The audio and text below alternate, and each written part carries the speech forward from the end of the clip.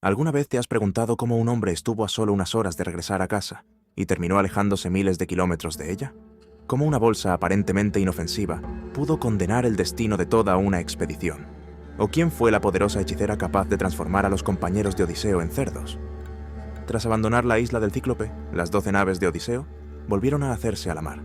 Aunque habían perdido a varios compañeros, la expedición seguía prácticamente intacta. Después de varios días de travesía, llegaron a la isla flotante de Eolia, hogar de Eolo, el señor de los vientos. Según la mitología griega, Zeus había confiado a Eolo el control de todos los vientos del mundo. Eolo recibió a Odiseo con hospitalidad y, tras escuchar el relato de sus aventuras, decidió ayudarlo. Tomó un resistente saco de cuero y encerró en su interior todos los vientos que podían desviar la expedición de su rumbo. Solo dejó libre el viento del oeste, el único que impulsaría las velas directamente hacia Ítaca. Con aquel regalo, el viaje parecía prácticamente terminado. Durante 9 días y 9 noches, el viento favorable empujó a la flota sin descanso. Odiseo permaneció al timón prácticamente todo ese tiempo, decidido a no desperdiciar la oportunidad que Eolo les había concedido. Al amanecer del 10º día, por fin divisaron las costas de Ítaca. Las montañas de su isla ya podían verse en el horizonte. El viaje estaba a punto de terminar. Agotado por el cansancio acumulado, Odiseo decidió descansar por primera vez desde que habían partido de Eolia. Sus hombres comenzaron a sospechar que el misterioso saco escondía un gran tesoro que Odiseo pretendía reservarse. Movidos por la codicia, decidieron abrirlo mientras su rey dormía.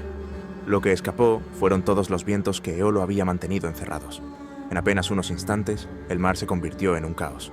Las olas comenzaron a crecer, los vendavales desgarraron las velas y la flota fue arrastrada mar adentro por una tormenta imposible de controlar. Cuando Odiseo despertó, Ítaca había desaparecido del horizonte.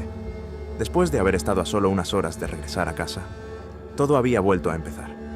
Desesperado, regresó a la isla de Eolia con la esperanza de que Eolo volviera a ayudarlo. Al escuchar lo sucedido, Eolo comprendió que los dioses se oponían al regreso de Odiseo y se negó a enfrentarse a su voluntad. Sin un nuevo viento favorable, los expulsó de la isla. Odiseo comprendió entonces que la maldición de Poseidón era mucho más poderosa de lo que había imaginado. Tras ser expulsados de Eolia, la flota llegó a una tierra dominada por enormes acantilados. 11 de las naves entraron en el puerto y amarraron unas contra otras. Solo Odiseo decidió mantener la suya fuera de la bahía, dejándola atada a una roca cercana a la entrada. Como ya era costumbre, Odiseo envió a varios hombres a explorar el lugar.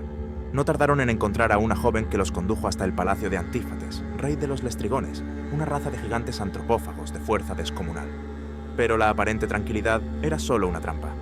El rey capturó y devoró a uno de los exploradores mientras los demás corrían desesperados hacia las naves. Entonces, los Lestrigones comenzaron a descender desde los acantilados, lanzando enormes rocas contra la flota. Los barcos quedaron destrozados uno tras otro.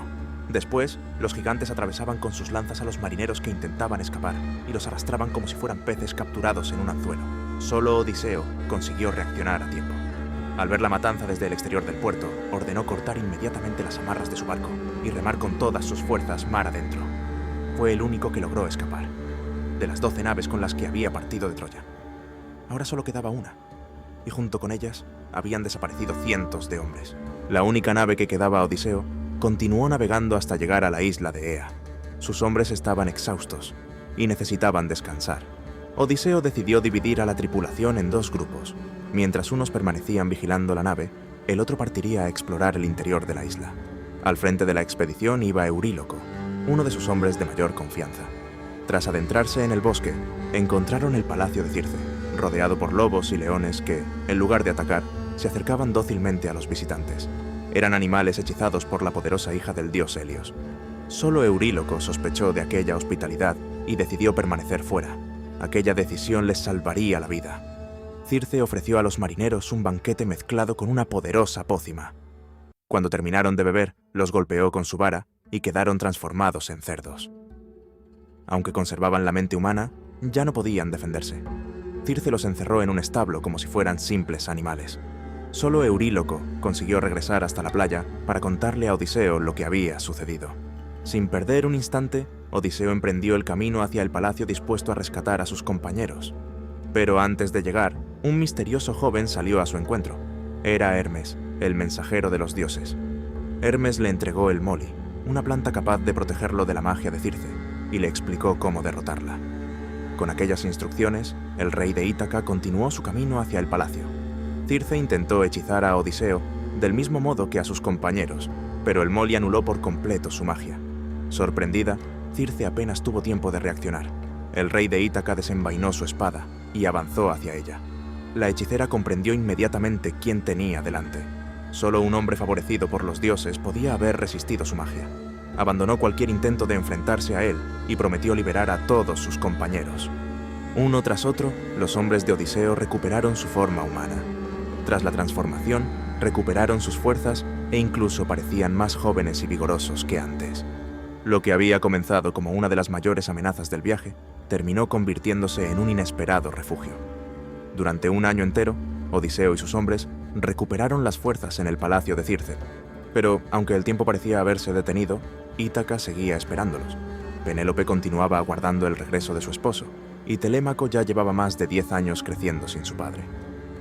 Fueron los propios marineros quienes recordaron a Odiseo que aún quedaba una promesa por cumplir: regresar a Ítaca. Odiseo acudió a Circe para despedirse y pedirle consejo sobre el camino que aún les esperaba. La respuesta de la hechicera fue completamente inesperada. Les explicó que, antes de regresar a Ítaca, Odiseo tendría que descender al reino de Hades para consultar al adivino Tiresias. Aunque había muerto hacía años, seguía conservando el don de la profecía, y era el único capaz de mostrarle el camino de regreso a Ítaca. Ningún héroe griego había emprendido jamás un viaje semejante. Hasta ahora, Odiseo había sobrevivido a monstruos, gigantes y hechiceras. Había perdido casi toda su flota y había estado a solo unas horas de regresar a Ítaca. Pero su mayor desafío aún estaba por llegar.